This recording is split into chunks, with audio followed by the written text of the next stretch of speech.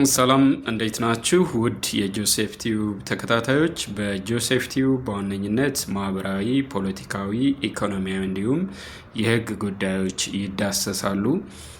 ዛሬ ይዘን የቀረብነው ዝግጅት የሚመለከተው የማህበራዊ ጉዳይ ሲሆን ይህ የማህበራዊ ጉዳይም በማህበረሰባችን ዘንድ ያሉ የእርስ በርስ መስተጋብሮችን፣ በማህበረሰባችን ውስጥ ያሉ የእርስ በርስ ግንኙነቶች በቅርቡ እንግዲህ አርሲን ጨምሮ በተለያዩ የሀገራችን አካባቢዎች የዜጎች ህይወት መጥፋት፣ የእምነት ተቋማት ቃጠሎ እና ሌሎች ነገሮች እየተፈጸሙ ነውና ይህ ከምን የመጣ ነው?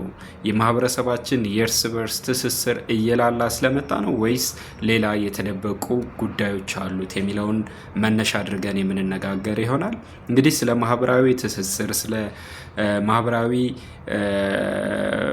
መስተጋብር ስናወራ አንድ ማህበረሰብ ከሌላው ማህበረሰብ ጋር ያለውን ቁርኝት ያለውን ትስስር በአንድ ማህበረሰብ ውስጥ ስንኖር አንዳችን ለሌላችን ያለን አመለካከት ያለን መስተጋብርን ከግምት ውስጥ ያስገባ ይሆናል።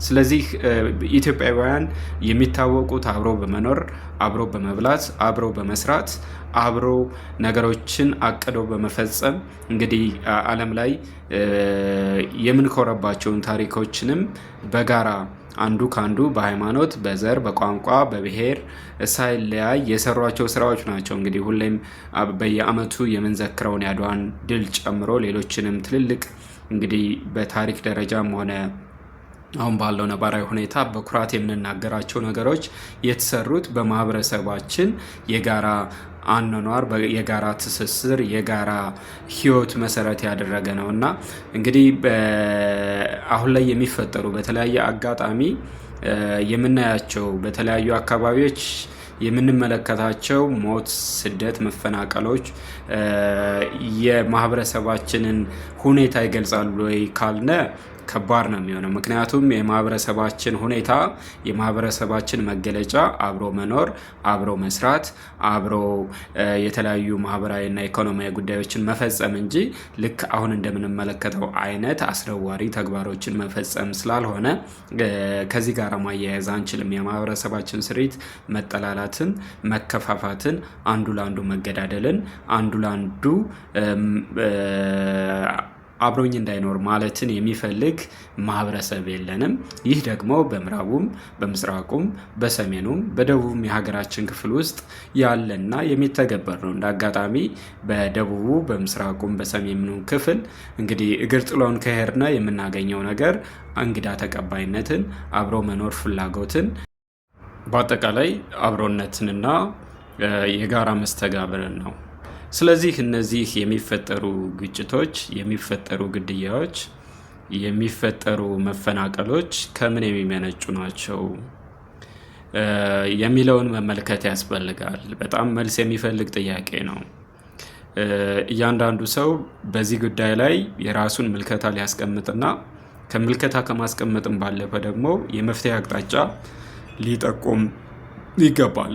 እንግዲህ በእኔ እምነት የዚህ የመፈናቀሉ አንዳችን ለአንዳችን አብሮነታችን ላይ ችግር ሊፈጥሩ የሚችሉ ጉዳዮች ላይ ተሳትፈን መገኘታችን ዋና መነሻ ምክንያት ነው ብዬ ማስበው ወይም ገምተው ከፖለቲካ አዲስ ይዘነው ከመጣ ነው የፖለቲካ ስሪት ጋር የተያያዘ ነው። እንግዲህ እንደምታውቁት ሀገራችን ለአመታት የተሰራችው ወይም ላለፉት 30 እና 40 ዓመታትን በለው የብሔር ፖለቲካ አዙሪት ውስጥ ነው ያላችሁ እና ይህ የብሔር ፖለቲካ አዙሪት ደግሞ በዋነኝነት ትኩረት የሚያደርገው የአውሮፓውያን በቅኝ ግዛት ዘመን ሲጠቀሙበት የነበረውን ይሄ ከፋፍለ ግዛ አይነት አስተምሮን ነው።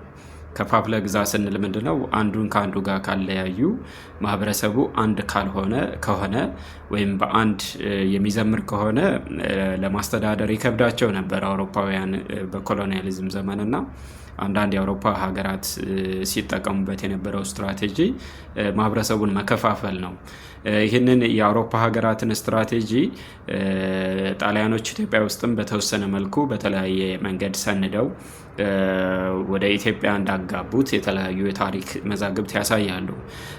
ይህንን መንገድ በመከተል እንግዲህ የኛ ሀገርም ፖለቲካ በዛ ወጥመድ ውስጥ ከገባ እንግዲህ 30-40 ዓመታትን ወስዷል።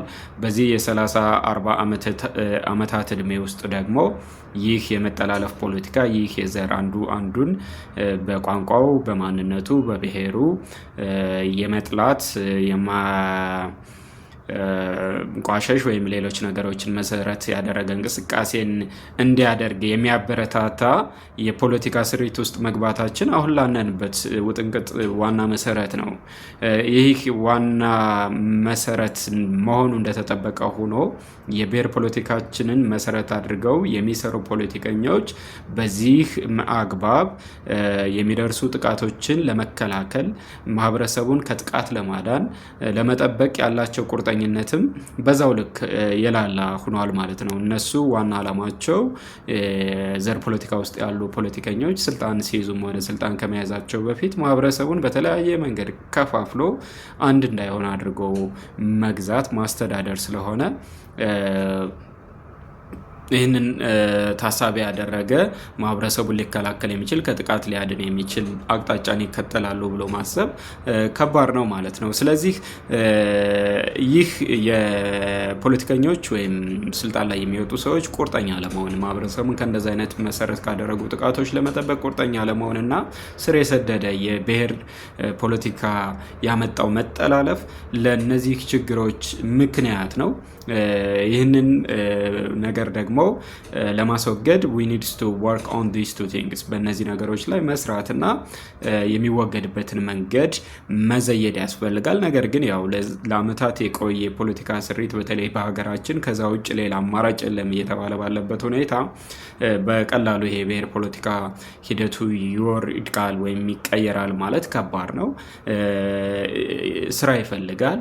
ነገር ግን ይህንን ከመስራት ጎን ለጎን ደግሞ ዜጎች በቂ ጥበቃ የሚያገኙበትን ከእንደዚህ አይነት ድርጊቶች የሚጠበቁበትን የጸጥታ ስርዓት የማዋቀር የመስራት ደግሞ ስልጣን ላይ ያለ የፖለቲካ ኃይል ወይም የመንግስት ኃላፊነት ይሆናል ማለት ነው። ስለዚህ በአጠቃላይ ማህበረሰባችን ውስጥ እንደዚህ አይነት ችግሮችን የምንመለከተው የማህበረሰባችን ስሪት የማህበረሰባችን አወቃቀር በዚህ ልክ የተሰፋ ወይም በዚህ አይነት መንገድ የመጣ ሆኖ ሳይሆን የማህበረሰባችንን አኗኗር ዘይቤ የብሔር ፖለቲካ ስሪታችን እየቀየረው ስለመጣ አመለካከቱን እየበረዘው ስለመጣ እንጂ የኛ ማህበረሰብ የኢትዮጵያ ማህበረሰብ የሚታወቀው አብሮ በመኖር አብሮ በመጠጣት አብሮ አኩሪ ድሎችን በመፈጸም እንጂ እርስ በርስ በመከፋፈል አይደለም።